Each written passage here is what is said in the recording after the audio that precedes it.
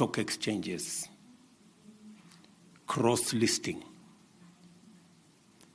and using technology to bring down the barriers that exist and the limitations that are built in by other issues is a very positive thing for you to do. I just thought I should encourage you that on this journey of integrating institutions in our continent, you are not alone. We are with you 100% as leaders in this continent. And therefore, Mr. President, I'm happy that you have learned a few words in Kiswahili. However, I want to warn you that soliciting for any items in Kenya is against the law. So I know Jeff very well, and you have put in a very strong case for him. And certainly your words will not go unnoticed. I have noticed what you have said, and I agree.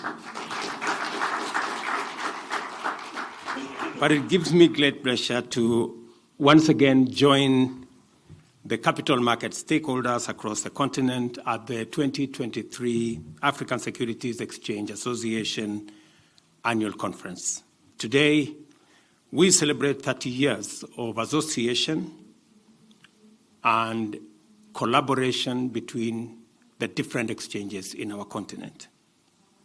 Kenya is proud to have been among the founders of this great body, which has enhanced the level of knowledge share, cross-border trading, and relationships on the continent. We also meet to celebrate and focus our efforts on the future of financial markets in Africa, recognizing their potential to unlock capital and accelerate economic and business growth across our continent. Stock exchanges play a significant role in mobilizing domestic resources and international capital critical for Africa's economic renaissance. If well harnessed, stock exchanges can be the engine that transforms Africa into a global economic powerhouse and the financial center of the world. And I mean it. It is a reality. Over the last few years, African stock exchanges have seen considerable growth bolstered by reforms undertaken by various countries in different ways. These reforms, such as interest rates liberalization, removal of debt ceilings, enhancement of regulatory environment, as well as restructuring and privatization of state-owned enterprises, acted as a catalyst that saw growth in our markets over the last decade. These reforms notwithstanding, the changing macroeconomic dynamics have affected African stock exchanges, heavily weighing on their growth and impact. As we speak, Africa exchanges remain modest, and their contribution to economic development continues to be marginal. A majority of African stock exchanges face structural hurdles to growth, struggling with liquidity and considerable minimal participation by retail investors.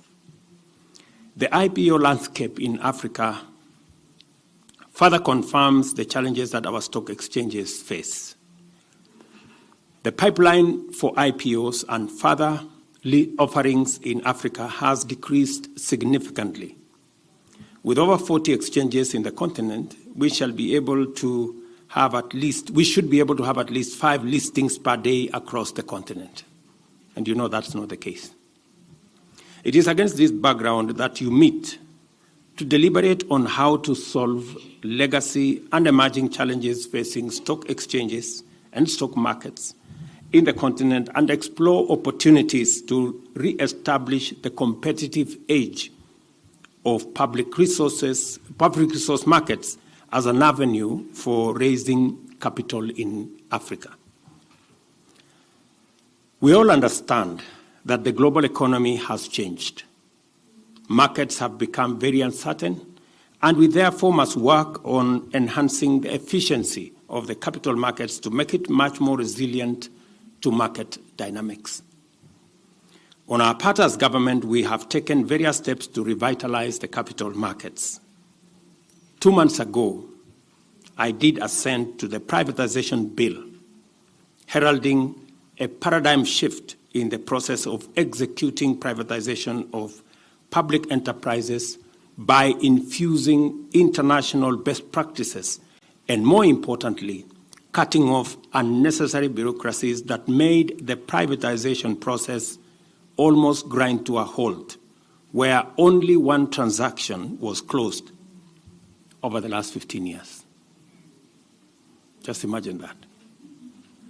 And it was one of the big issues that I really wanted to sort out. And when I went to the stock exchange, I did promise them that the government of Kenya is going to list at the exchange more government entities. Unfortunately, the law became so convoluted that before even we could do that, we had to work on the law first.